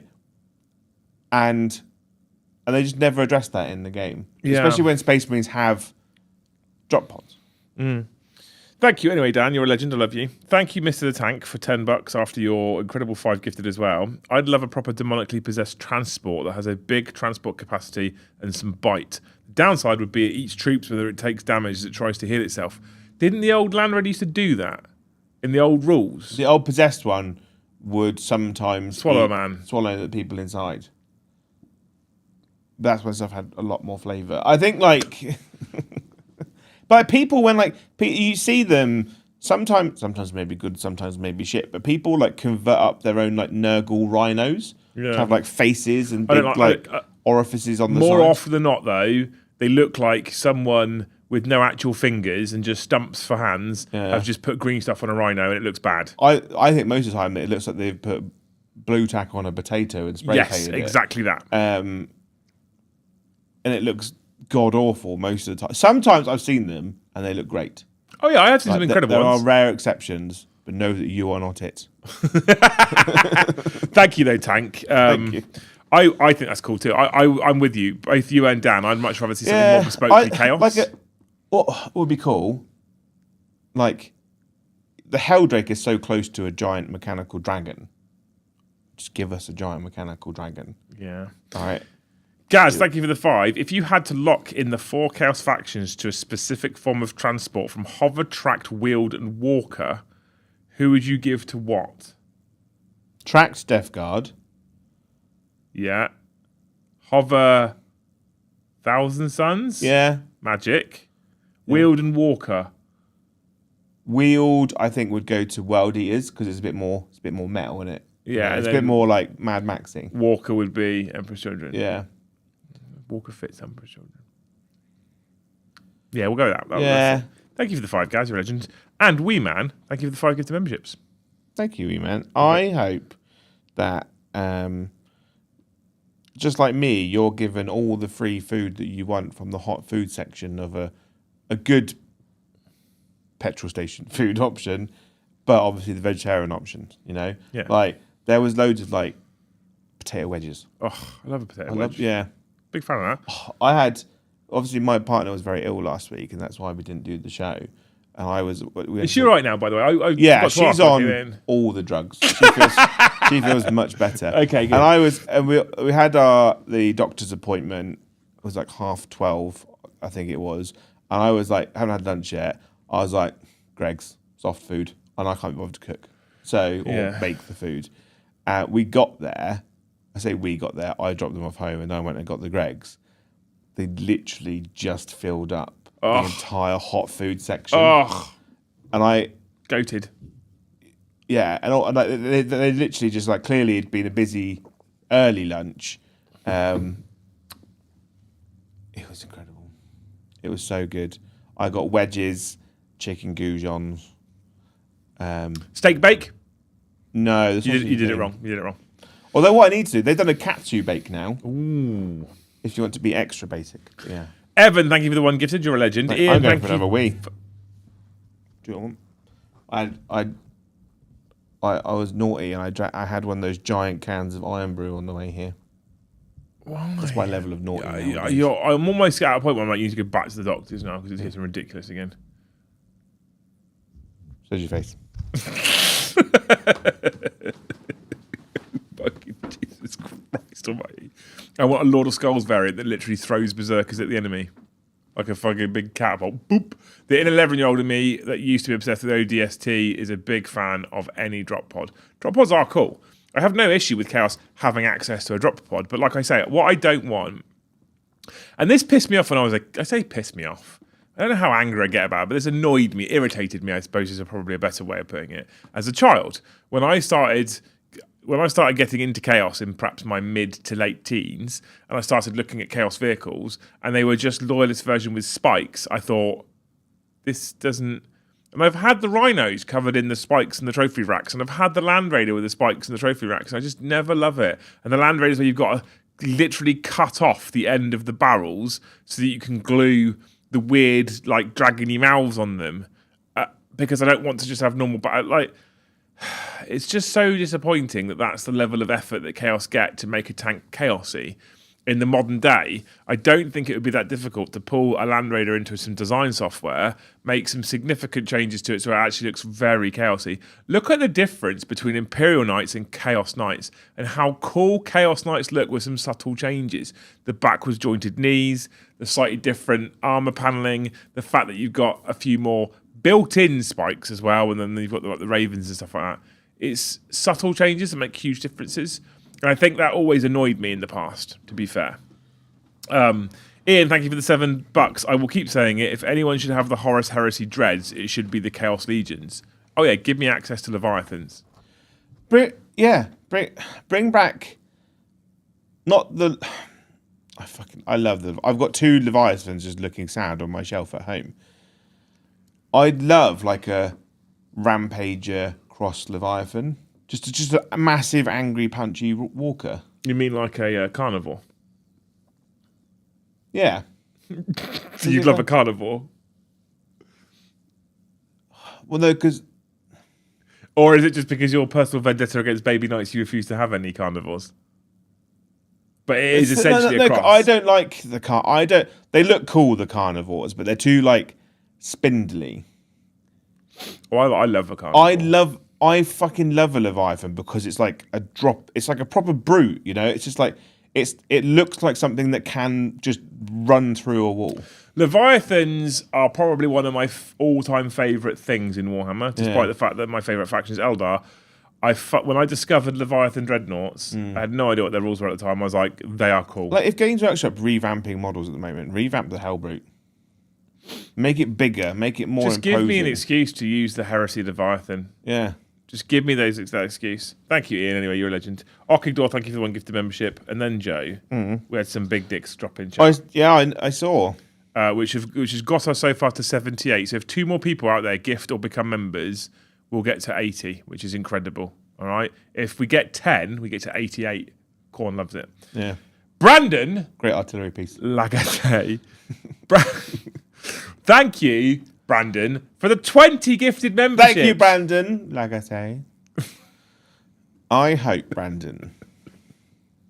I hope he doesn't mind us saying his name. I hope that this Sunday, because Easter Sunday, isn't it? Yeah. I hope you get taken out for a full carvery lunch paid for, right? By one of your mates. No family, just you and your mate. Oh. So you haven't got to do the awkward family talk? No. Just go out there with your mate, full roast carvery, proper meat servings, not like just talk about lad stuff. Yeah. Just boobs and pegging. Yeah. Yeah. Yeah. Cool. And you I'm into it. And they give you a nice Easter egg of your favourite choice. And then, literally at the same time, Cray comes in with 20 gifted memberships. Thank you, Cray. I can't really wish him the same. I feel like that's like the Sunday I want. I hope that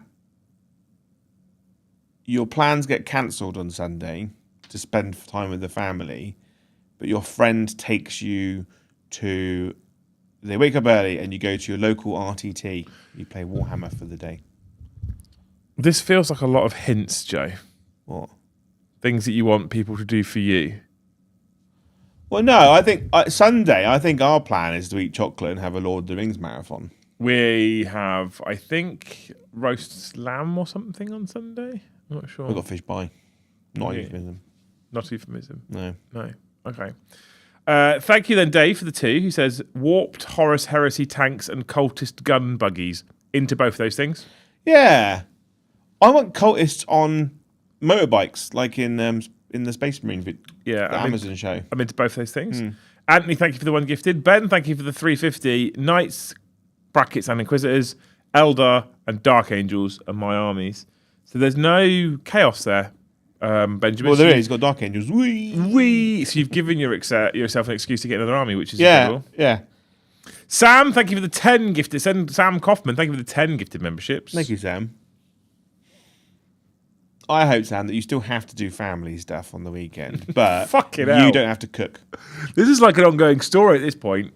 Not cooking is the best, by the way. Yeah, you don't have to wash up either. On Friday, you have to have fish and chips. Why? Because it's a tradition on Good Friday, apparently. We found this out last night on stream. Really? Yeah. So you get the idea of having big, fucking chunky chip shop chips dipped in gravy, curry sauce. Banging.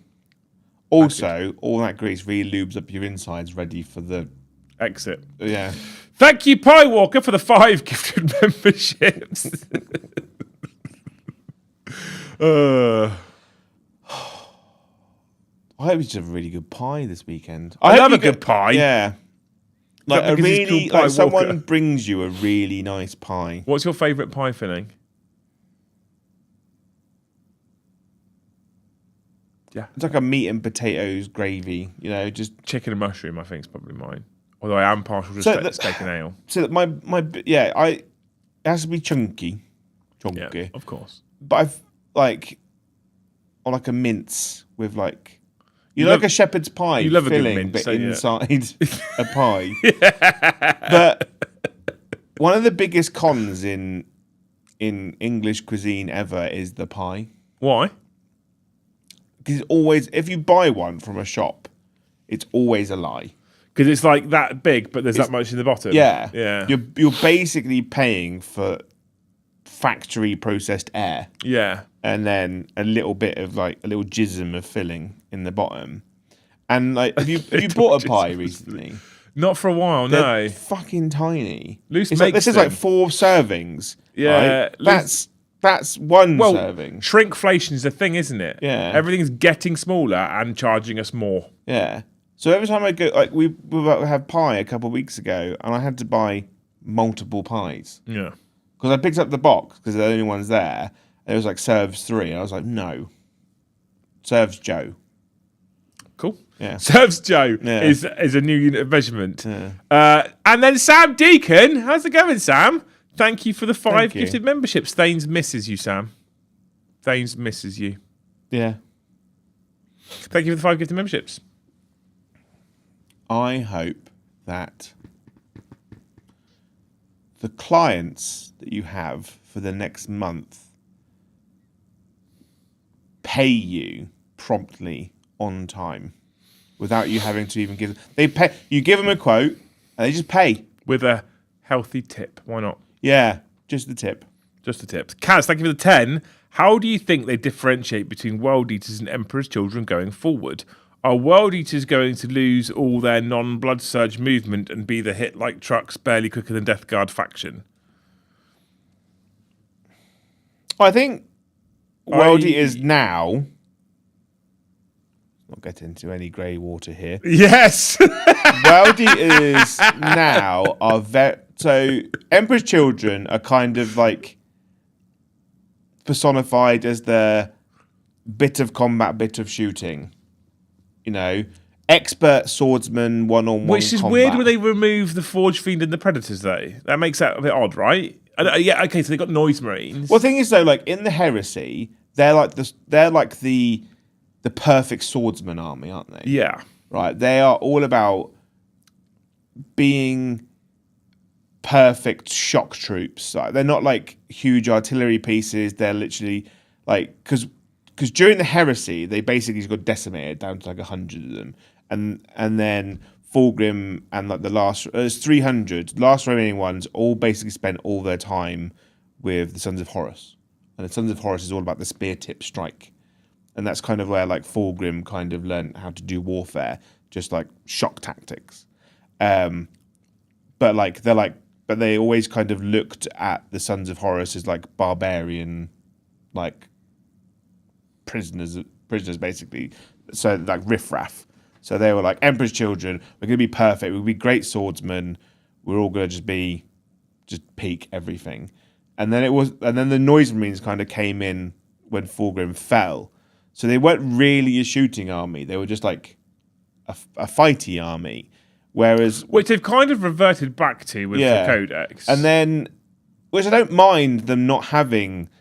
I don't mind them not having predators and the forge fiends, but give them something else. World Eaters should be the big blunt instrument. Well, they're like I run at you and I punch you lots. World Eaters is axes. World Eaters should have less AP, maybe more attacks, maybe stronger attacks, maybe less damage. They're a blunt instrument.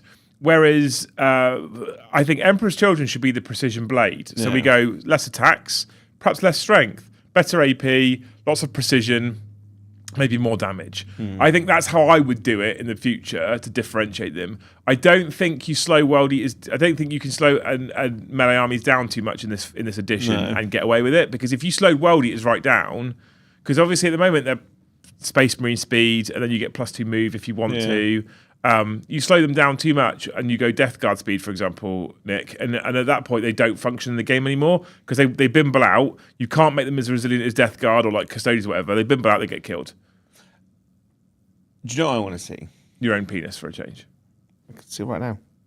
I saw it a minute ago. Did you? I see it more than I would like to, if I'm honest, because I'm urinating all the time. Fair. Yeah, I'd like to see my own penis less. Yeah. You know? Okay. Me too. I'd like to see your own penis less as well. Yeah.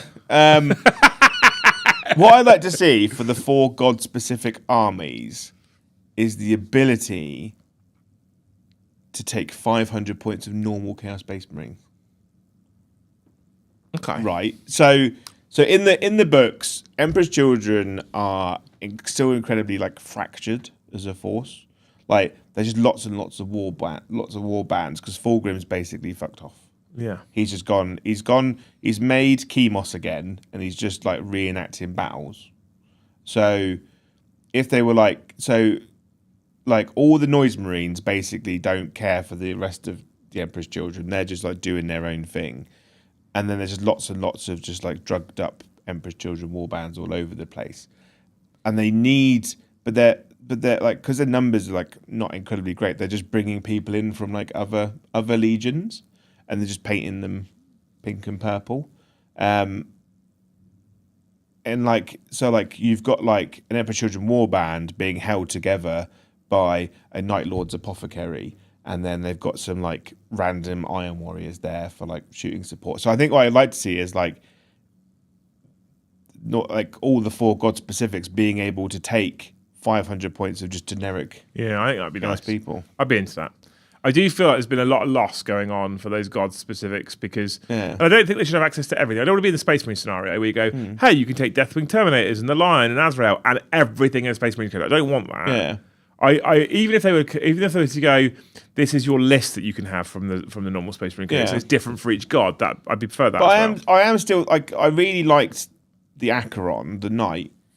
Big Flamer dude. The big Flamer dude. His rules are garbage, but he is a great model. I'm going to bring in the Lance dude for you. Thank you. Because I want to get them all done. I know. And then because I want to, because like Chaos I'm slowly Knights, but surely in the process of emptying my House of Warhammer stuff and bringing it over here. Chaos Knights on the horizon, far off in the horizon, but they're on the horizon.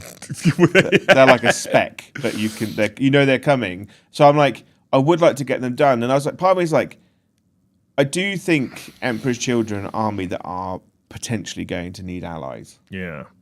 Sam Deacon, thank you for 5 as well. Yeah. On top of his 5 gifted, that's 30 quid. At that point, you might as well just stay the same. Just throwing that out there. Might as well upgrade right now. Dilemma. RTT at the end of the month. Can't decide if I should take fully painted Death Company or unpainted Death Watch. Please help. Death Company is fun. Death Watch is meta. You've answered your own question twice in that same super chat. Yeah. First one, Death Company is painted. Yeah. That's the first reason to take it. Don't take an unpainted army to a tournament because I will drive to Cornwall and fucking slap you myself. Secondly, Death Company is fun. Death Watch is meta. So go and have fun. Yeah, I agree with that. So taking unpainted armies to tournaments, I personally think is a bit of a no-no. But that's because I'm going to split some people here now, Joe. Go on. I'm a snob. Yes. Okay, good. Right. I'm glad you added that in. And I personally think that tournaments and events are the culmination of what the hobby is and represents and it's the crescendo, isn't it? Yeah, it's kind of like when a stranger comes to a tournament or an event or whatever where you're just playing games, they should see the very best of what the hobby is, right? And I think, like, when I always think that events stream tournaments wrong. They always go, who's winning? Who's top table? Who's top table? They should go, like, if they have to fudge the pairings, they go, here are the best, most beautiful armies at this event. Or a narrative matchup. Yeah, like, here's Death Guard versus Ultramarines, Mortarion versus like Gilliman. Like, his Grey Knights versus Demons. Yeah, like, fucking right. Like, this man gets it. And that's how they should show it off. And we're not using tournament. Well, we're using tournament terrain, but like we're using nice buildings. Hobby House coming soon, team. And that's how you should show off the hobby, and that's what tournaments should be. Because when you go to like Beachhead's not just a 40k tournament. It's a gaming convention show. And there's people walking around the tables and stuff. There's loads of kids, and like that's amazing, and they're getting really hyped and excited. And they should see 2 fully painted armies with nice terrain being played by 2 people that look like they're having fun, you know? Yeah. And also, like, this happened on the weekend where someone did go to the tournament that didn't have a painted army. And currently, in competitive Warhammer, you get 10 points for having a fully painted army. And there was a conversation that was had, was like, well, I get 10 points painted, so... And they're like, but your army's not painted. And they're like, wait, but my opponents let me have it. And it's like, yeah, but that's not a conversation that we had. And it's not a conversation like this is like I kind of witnessed. It's like, yeah, but your army's not painted. It's just painted. And my black. opponent let me have it. That's not how that works. Yeah. You don't go. It's not paid, but do you want to give me the 10 points? Yeah, it's like the last shop didn't stop me from stealing them from them. Yeah. So I kind of feel like I don't like that. And it's also like I know time is precious, and we don't all have loads of time. And I'm aware that my job is painting models, but when I'm not painting models, I'm also painting models, kind of thing. See, this is the problem, Soups. He says, completely agree. Bringing unpainted models to a tournament is like showing up for a fancy wear party in your underwear, but he would do the latter part of that. Yeah. What if you work in an underwear factory? Busted a nut for 3 months to paint 3 2K armies, making them look good. First time he had 3 paints on every model, looked fucking shit. In a nice way, it just wasn't finished, not even tabletop ready. Yeah, I bet. Yeah, I think that's really disappointing, isn't it? Like, I've like Big Ash, right? The worst hobby butterfly I've ever known. Great human being, but he's like, he's in full decision paralysis a lot of the time because he's building and painting orcs because that's fun, and he wants it to be the best painting army he's ever got.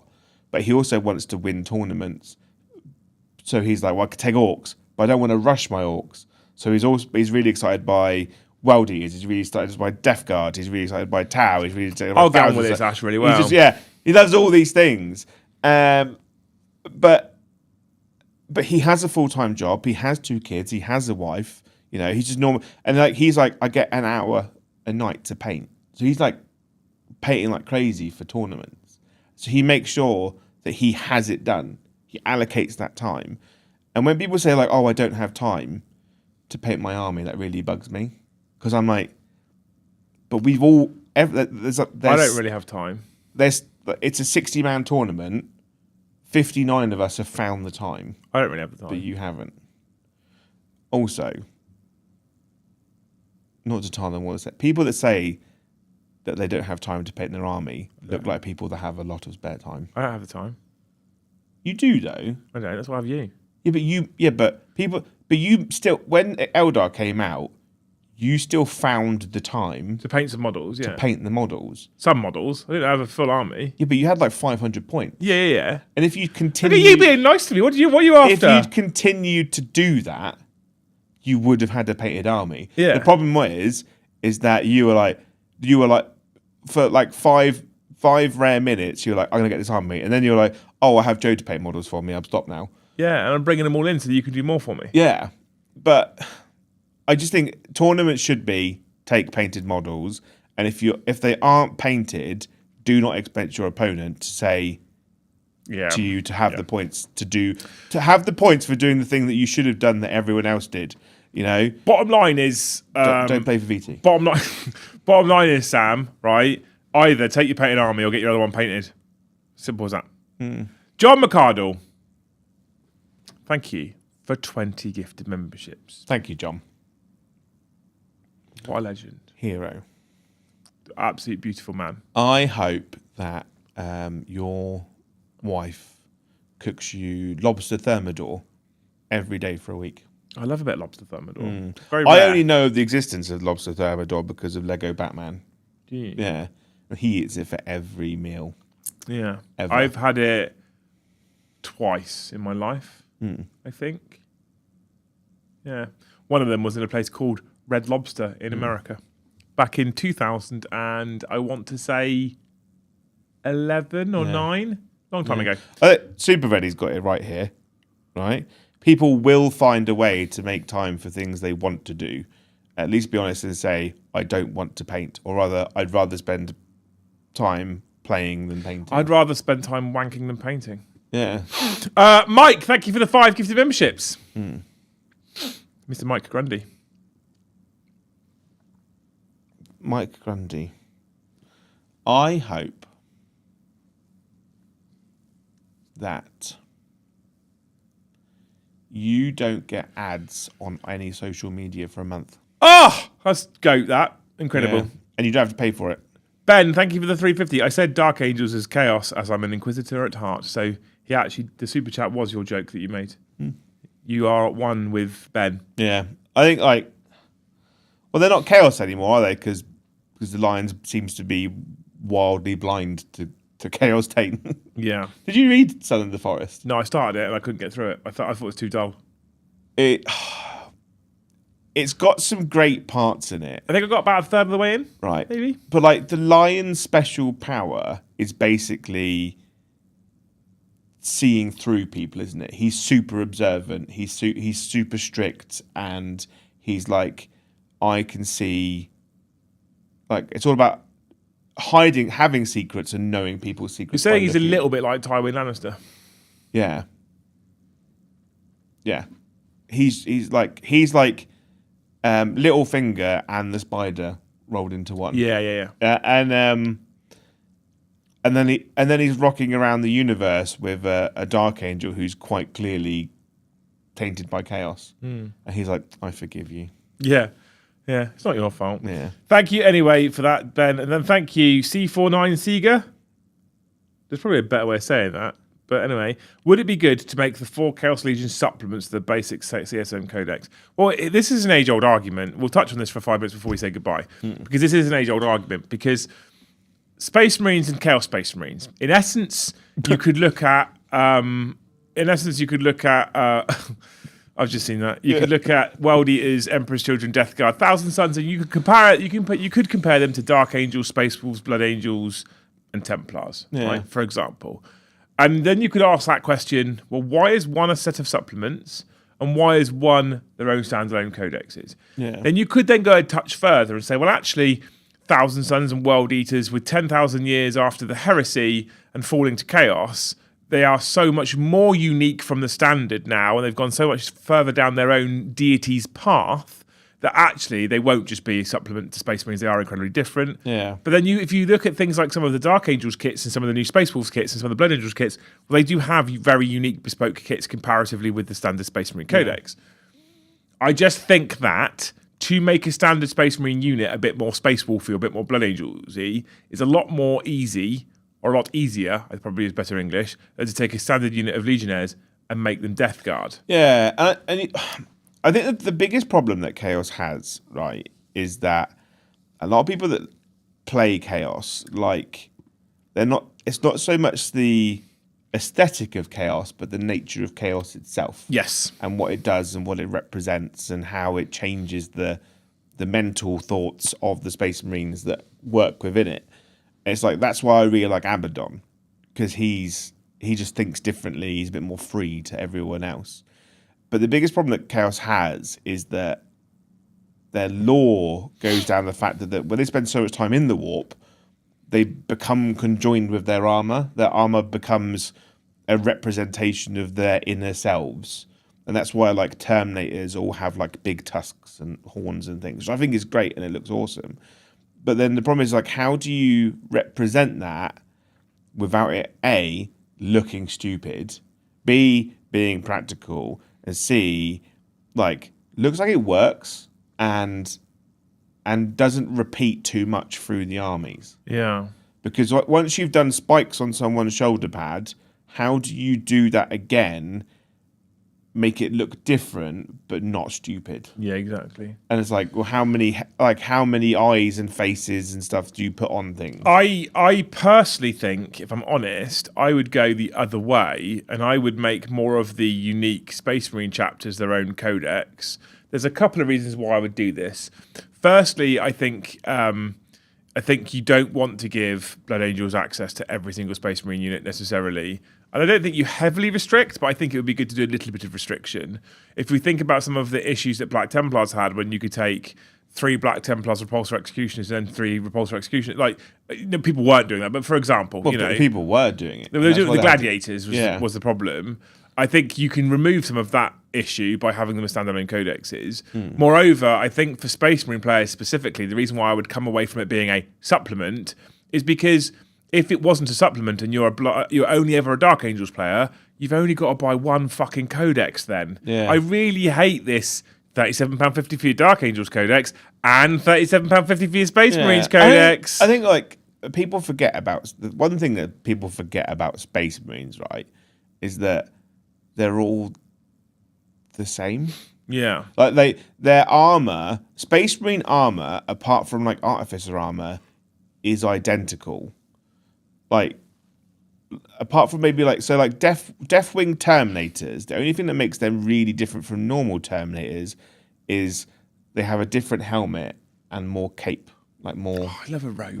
More sacking I love a robe going on. I know, but it's like they look really, really cool. But it's like there's only so many different types of power sword you can have, right? There's only like the shields are all kind of starting to look a bit same. I fucking love Space Marines.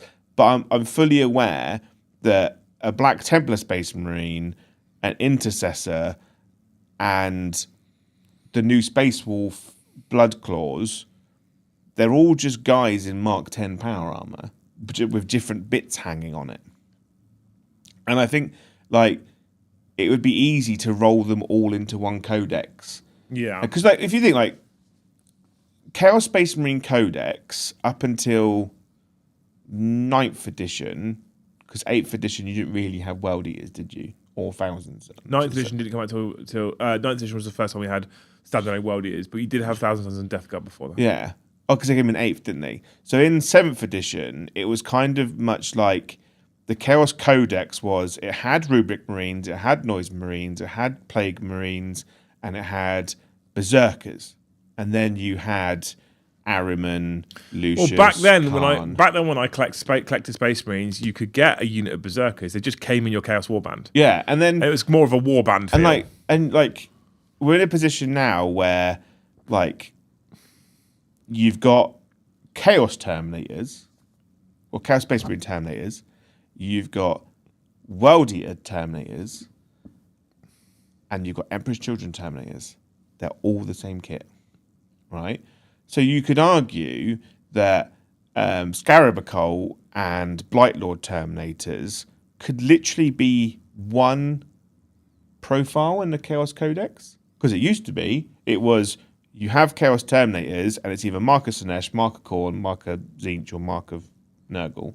And you either got +1 attack, +1 initiative, +1 toughness, and +1 to your invuln. You know, so it is doable. Like 8-bound, possessed, flawless blades. I don't know. All kind of same but different. I think at that point, I think I'd be sad because they're taking stuff away again. I know. We can't go backwards, but I don't want to go backwards, but it is doable. Equally, it's that age-old adage, isn't it? You can please some of the people some of the time, but you can't please all the people. But this is all why the I time. like the idea of like I think that Games Workshop are hurting themselves sales-wise by not allowing normal Chaos Space Marine players to take other units from the four gods. Like, why can't Why can't a normal Chaos Space Marine Chaos Space Marine player take Death Shroud? Yeah, I fucking love Death Shroud.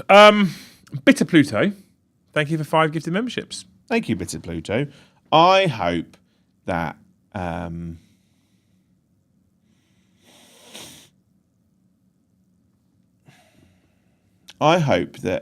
next time you go shopping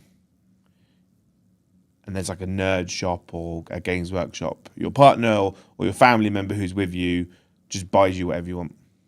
Within reason, don't go nuts. Don't take advantage of them. Don't abuse it, then they might do it again. Yeah, like set like £70 limit. One kit then. And Effectively Wild, thank you for the 5 gifted memberships. Thank you, Effectively Wild. I hope that you win a competition to have a long bank holiday weekend stay in a canal boat. Strong and random. Facebook Marketplace is advertising them to me all the time. Yeah? I think the problem is I clicked on one once because like, oh, that looks cool. To live in one or to go on holiday in one? No, it's in Facebook Marketplace. So there was one for sale and I was like, oh, that looks cool. I'll have a look at the pictures because it's quite idyllic. It's quite nice. I think Beard from Tabletop Tactics used to live on a boat, on a canal boat. And I was like, that looks like a fun lifestyle. And then I think Facebook Marketplace was like, well, clearly this guy absolutely just loves canal boats. Yeah. Having never shown any interest in actually buying one. Yeah. You sing your song then, couldn't you? Yeah. Boats and hoes. It was like when I looked at an Audi popped up on Facebook Marketplace. Now every car within a 400-meter radius is being advertised to me. But yeah.